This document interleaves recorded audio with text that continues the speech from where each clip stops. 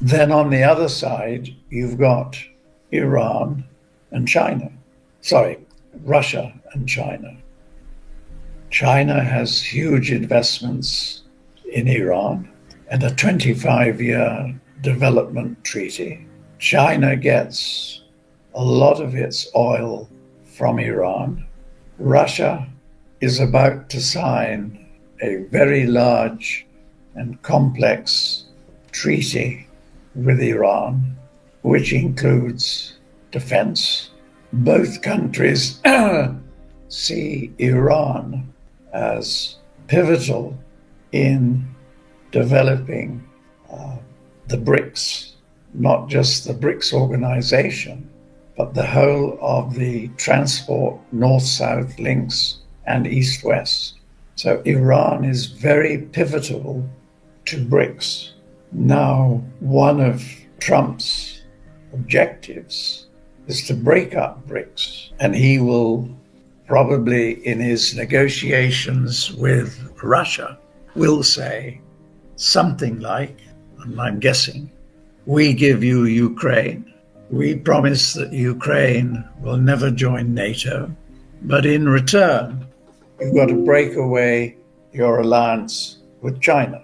So he goes to China, again, I'm guessing, and he says, you break away from Russia, and if you invade Taiwan, we won't stop you or try to. Washington has already has had some success in weakening Brazil's resolve with BRICS.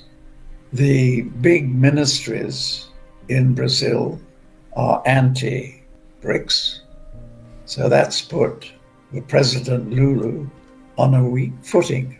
Moreover, so some suggest all Washington has to do is to make a telephone call and Lula is back in jail. So Washington has already started to break the BRICS organization up. And the reason is very simple, that if BRICS was allowed to mature to the extent that they had developed strong secretariats, enlarged the new development bank into a functioning lending institution, and if first they were able to settle most of their trade and investment without using the dollar, which is on the way of them so doing, and then in a few years' time to form their own BRICS currency, then that would leave America as another failed empire. So a primary objective of Washington, whoever is in the White House, is to see that BRICS fails. What does this mean? First of all, BRICS are not going to disappear tomorrow. So eventually, what it will mean is you've got two strong antagonists, and neither is going to step back, so you end in war. So my fear is that the war syndrome, no matter whether in the short term there is ceasefire or deflating the conflict, that on our reckoning, by 2028, we will be at war. That's when World War III starts. The submarine cables, it's not proven that it was they that actually did cut them. I have no information on that at all. What is clear is that for the last 10 odd years, quietly, China has been preparing for global conflict, rebuilding the PLA. In the last couple of years, several private sector factories have had to allocate floor space for the production of PLA goods.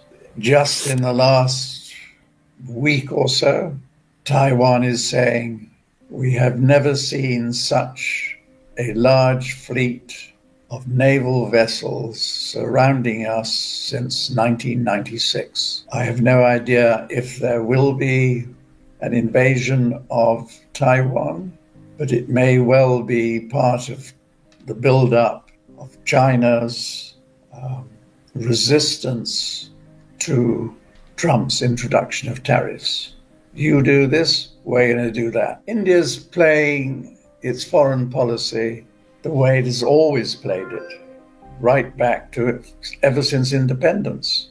But I sense that the strength of India's relationship with Russia, particularly Modi to Putin, and then Modi to Xi, that India is quietly putting more of its eggs into the BRICS camp.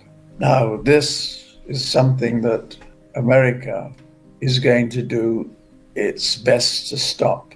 I'm told that something is building up in Bangladesh that's going to cause Modi big problems. I don't know what it is, but I've been alerted, just watch out for Bangladesh. So again, America is going to use its toolbox to try to break Modi away from BRICS.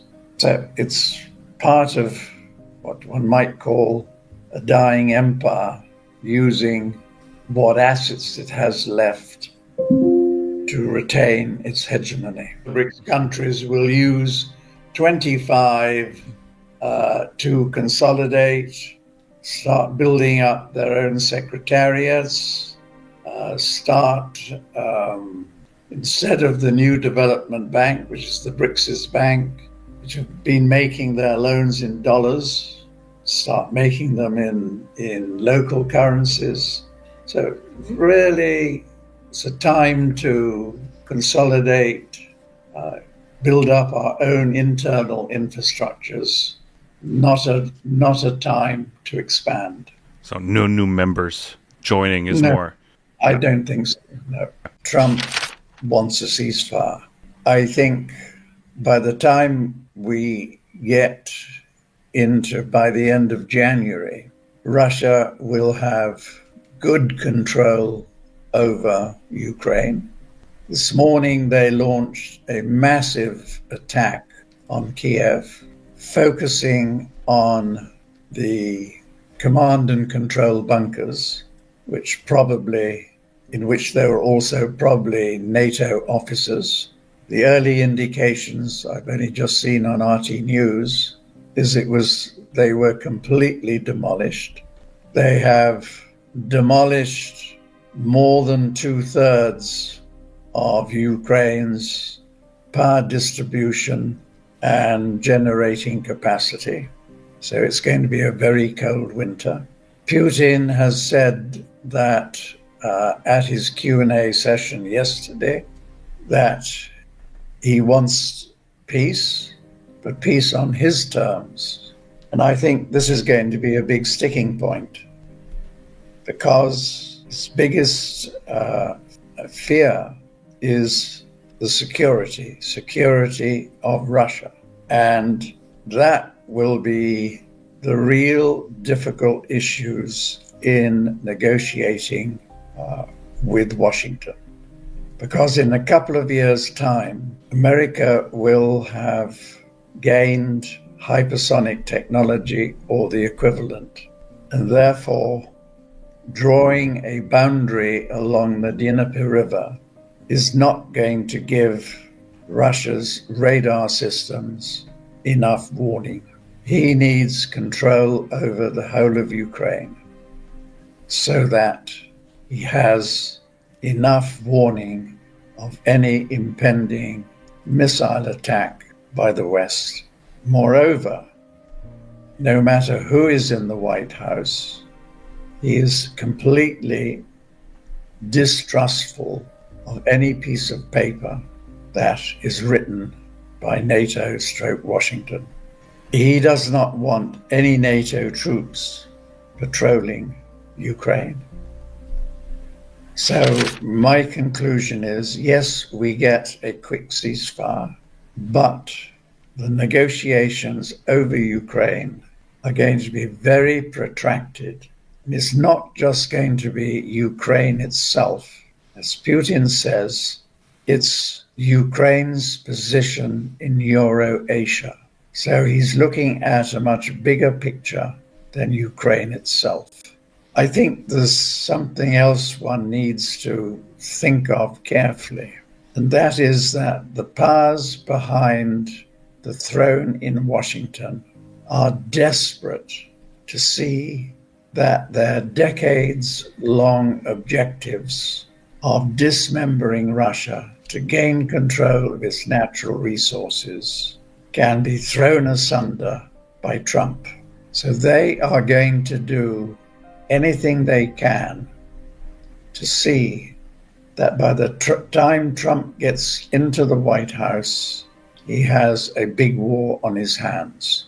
So I throw that out because it's not going to be an easy way from one government to another government in relation to foreign policy. There's probably going to be a deliberate policy by the Trump government to take a lot of the fat out of the economy in order to have a sounder base from which they can grow the economy and grow prosperity.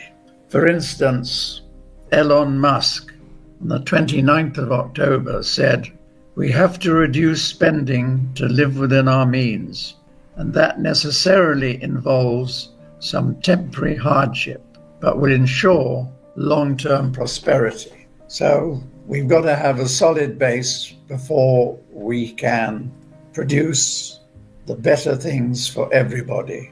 So on our cycle work, we will see a weak global economy in the first 6 to 9 months of next year, by when the fiscal and monetary stimuli, which Trump and others will introduce, will start a 2-year boom in equities, in business activity, and in commodity markets. But the problem is that it will be accompanied by rising inflation. And what we see as we go through 2027 and into 2028, we will see a repeat of the inflation process that we experienced in the late 1970s and early 1980s. And what does that imply? If US CPI is around 13% and global inflation around 15%, what are long-term bonds going to yield? US 10-year treasuries will be yielding over 10%. What is that going to do to a highly leveraged debt system? It's going to be the end of this particular cycle, and we go into rolling recessions or even depression.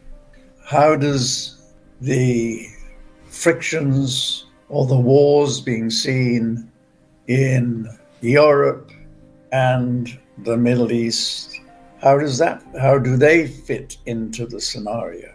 It's very possible that the Trump administration, who don't want wars, will do what they can to prevent wars from escalating. What did you mean by? I just want to follow up on that and get some clarity on that. What did you see in the market? What changed? What changed was the hawkish tone that Powell introduced in his Q&A session.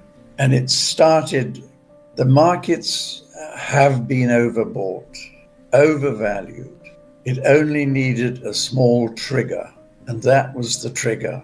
And I think this is what will come from that trigger will be over the 6 to 9 months, so not day to day, but over the next 6 to 9 months, you'll see, for instance, the S&P falling by about 20%, the FANGs by about 40%.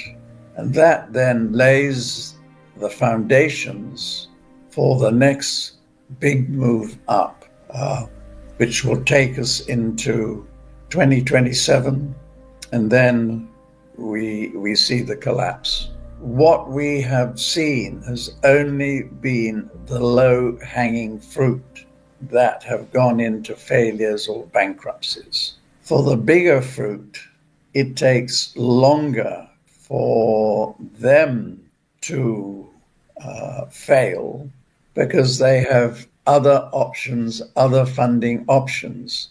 It's only when those funding options are exhausted do they fail. And it's maybe that's what he's seeing in the undergrowth of the financial system. I think he's become more realistic.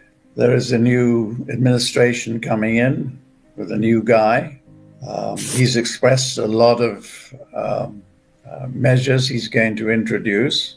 And tariffs, what do tariffs do? Tariffs do two things. They're inflationary. And at the same time, because they're inflationary, they take money away out of the pockets of the average household. So it's a very confusing picture. Hence why I quoted Elon Musk, who obviously has a big influence on policy. Why I quoted him? Because they understand we can only grow prosperity by taking a lot of the silly stuff out of the system first. So that's why first half next year, first 9 months next year are going to be tough. Markets falling, economic weakness. Europe is not in a good place. Japan is hardly in a good place. China is actually in a better place, but their recovery won't start until the second half of the year.